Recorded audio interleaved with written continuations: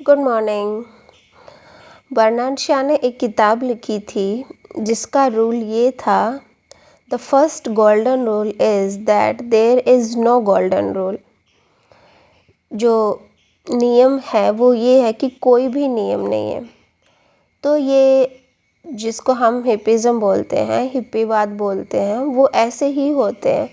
उनका कोई भी रूल्स नहीं होता लाइफ में। वो किसी भी संप्रदाय को फॉलो नहीं करते। उनकी ना कोई जाति होती है, ना कोई धर्म होता है, ना काले या गोरे या बहुत जो ऊंची जाति मतलब ऊंचे पद पे होते हैं या फिर नीचे हैं, वो सब के सब जो हिप्पी होते हैं वो बस व्यक्ति को मानते हैं। उनका जो धर्म है वो केवल इंसानियत का धर्म है। क्योंकि हमने देखा होगा कि जितने भी धर्म होते हैं, हिंदू है, मुस्लिम है, ईसाई है, या फिर जितने भी वाद हैं जैसे गांधीवाद है या फिर कोई और वाद है, ये सब लड़ाई का कारण ही बनते हैं। ये सब मनुष्य को मनुष्य से भिड़ाते हैं, टकराते हैं। जितने भी आज तक युद्ध हुए हैं इतिहास में, वो सब वादों के कारण ही होते हैं। तो जो हिप्पी है वो कोई वाद नहीं है, या हम ऐसे समझ सकते हैं कि जो बुद्ध हुए थे, महावीर हुए थे, वो जो भी बुद्ध होते हैं ना, जो मनुष्य जिनको हम इनलाइटेंड बोलते हैं, हम जैसे मीरा थी, लल्ला थी, इनको हम एक तरफ से हिप्पी भी बोल सकते हैं। क्योंकि इन्होंने किसी भी धर्म या संप्रदाय को फॉलो नहीं किया था। महावीर ने किसी चीज़ को फॉलो नहीं किया, बुद्ध ने भी कोई नियम या कोई संप्रदाय को फॉलो नहीं किया था। ऐसे ही मीरा ने भी नहीं किया था, लल्लेश्वरी ने भी नहीं किया था। तो ये सब एक तरह के हिप्पी थे। हिप्पी बोलते हैं कि हमारा होना भर काफ़ी होता है। हमें होने के लिए या हमारे अस्तित्व के लिए हमें किसी धर्म की आवश्यकता नहीं है। और हिप्पियों की मान्यता के अनुसार जब व्यक्ति कोई धर्म फॉलो करता है या किसी विशेष व्यक्ति को फॉलो करता है, तो इसमें हमारी आत्मा जो है वो फ्लावरिंग नहीं कर पाती, वो एक तरफ से मरी ही होती है। तो इसमें हम कह सकते हैं कि आदमी अगर किसी चीज़ को फॉलो करता है, किसी वाद को, तो उसकी आत्मा तो पहले ही मर चुकी होती है। अगर वो 30 साल का हो तो 30 साल पहले उसकी आत्मा मर गई, उसका शरीर आगे हम बाद में फूकेंगे। तो देखो, अगर हम किसी जेल में बंद हो, एक कैदी हो, तो उसको दिखता है कि हाँ मैं जेल में कैद हूँ, मेरे को घुटन है। लेकिन ये जो विचारों की कैद होती है ना, ये हमें इतनी मतलब गहरे में समाई होती है, ये इतनी सूक्ष्म होती है कि हमें ये दिखाई भी नहीं देती।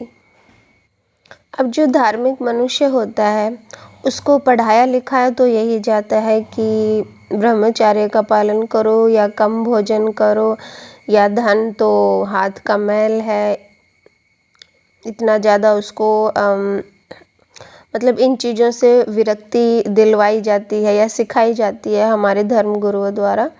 अब होता ये है कि मनुष्य दो चेहरे लेकर घूमता रहता है। एक तरफ उसका अंदर से मन होता है कि उसको ज़्यादा पैसा चाहिए, उसको सुंदर बीवी चाहिए, या फिर रहने के लिए बहुत सुंदर मकान चाहिए। लेकिन दूसरी तरफ जब हम अपने धर्म गुरुओं की बात सुनते हैं तो वो इन चीज़ों को मना करते हैं कि सेक्स पाप है, ब्रह्मचर्य का पालन करो। तो ऐसा करने से व्यक्ति पाखंडी हो जाता है, उसमें सच्चाई तो रहती ही नहीं। लेकिन जो हिप्पी होते हैं वो सीधा जाकर, अगर उनकी किसी भी कैसी भी तरह की इच्छा है, किसी उनको स्त्री को भोगना है, तो वो सीधा जाकर बोलते हैं। लेकिन जो धार्मिक व्यक्ति होगा वो हजार तरह की बातें घुमा फिरा के इधर उधर से बोलेगा। तो ये जो पाखंड है ये हिप्पियों में नहीं होता। अब जैसे एक पति कह रहा अपनी पत्नी से कि मैं तुझे बहुत प्यार करता हूँ, ऐसे ही पत्नी को भी सिखाया गया है कि वो अपने पति से कहे कि मैं तुम्हारे बिना नहीं जी सकती। ऐसे ही हम जो माँ बाप होते हैं वो बच्चों को कहते हुए भले दिखेंगे कि मैं अपने बेटे से बहुत प्यार करता हूँ, लेकिन ये जो प्यार है ये प्यार नहीं है, ये केवल दिखावा भर है। हमारे भीतर की हीन भावना होती है, तब हम जैसे बच्चों को पढ़ा रहे होते हैं तो हम बोलते हैं कि हम इन्हें बहुत प्यार करते हैं। लेकिन कहीं ना कहीं माँ बाप अनपढ़ होते हैं, या माँ बाप जो ऊंचाइयाँ छूना चाहते थे, जो स्टेज पाना चाहते थे, वो नहीं पाते, तो वो फिर बच्चों के कंधे पर रखकर बंदूक चलाते हैं कि उनके अहंकार को पोषण हो, जो हम नहीं मतलब पद को प्राप्त कर पाए वो हमारे बच्चे करें और हमारा नाम हो। अब सारी दुनिया में कहते तो मिलेंगे लोग एक दूसरे से कि हम तुम्हें बहुत प्यार करते हैं, लेकिन परिणाम क्या होता है कि हर 10 साल में हमें युद्ध तैयार करने पड़ते हैं। तो ये जो कहने भर का प्रेम होता है, इसका परिणाम ये निकल कर आता है कि फिर सारी मनुष्य जाति को आपस में लड़ना भिड़ना पड़ता है, क्योंकि हमारे भीतर तो आग ही पैदा हो रही है, हमारे भीतर तो ईर्ष्या ही है एक दूसरे को देखकर। अब जैसे एक पुरुष अपनी वाइफ को कहता है कि मैं तेरे से बहुत प्यार करता हूँ, और अगर अब वो वाइफ किसी पड़ोसी से बात कर ले या उसको देख ले तो पति को इतनी जलन होती है, तो फिर कहाँ गया ये उसका प्रेम? एक सेकंड में ही वो जल भुन गया, उसका सारा प्यार समाप्त हो गया। पति पत्नी 24 घंटे पूरा जीवन एक कुत्ते बिल्ली की तरह झगड़ते रहते हैं। वो एक दूसरे पे सीसीटीवी कैमरे की तरह निगरानी रखते हैं कि मेरा पति कहीं किसी और से बात ना करने लग जाए, या मेरी पत्नी किसी और से ना मिल रही हो। तो क्या हम इसको प्यार कहेंगे? अब हमारी सदियों से जो सभ्यता बनी हुई है वो कहती है कि प्यार शाश्वत होता है, लेकिन इसके विरोध में हिप्पी कहता है कि अगर मुझे प्यार है किसी से तो मैं उसको कह दूंगा कि प्यार है, और अगर प्यार मेरा समाप्त हो गया है, और हकीकत तो यही है कि हम सब मन के तल पर ही जीते हैं, और मन के तल पर कोई भी चीज़ स्टेबल नहीं होती, कोई भी चीज़ टिकती नहीं है। तो हिप्पी का जीवन सीधा और सरल होता है। अब हमने आदमी को जो शुरुआत है वो डू नॉट से कर रखी है। हर पेरेंट्स अपने बच्चों को सिखाता है कि ये मत करो, ये मत करो, ये मत करो। तो फिर इसका परिणाम क्या होता है कि बच्चे जो भी उनका मन होता है वो करते तो है ही, तो फिर वो दूसरे रास्ते खोज लेते हैं। बाहर वो दिखाते हैं कि हम ये काम नहीं करते, लेकिन चोरी छिपे फिर वो भीतरी अनजान रास्तों से उस काम को अंजाम देते हैं। हालांकि सदा से हमारे जो धर्म गुरु हुए हैं उन्होंने कहा है कि बाहर और भीतर एक जैसे होना है। वो कहते हैं कि जैसा व्यक्ति बाहर दिख रहा है कि मैं अच्छा हूँ, वैसा ही व्यक्ति वो भीतर होना चाहिए। लेकिन जो हिप्पी होते हैं वो कहते हैं कि हम भी बाहर भीतर एक जैसे ही होंगे, यानी जैसे हम भीतर हैं वैसे ही हम बाहर भी होंगे। एक हम बच्चे को सिखाते हैं कि डू नॉट, और दूसरा जो शब्द है वो होता है यस, हाँ।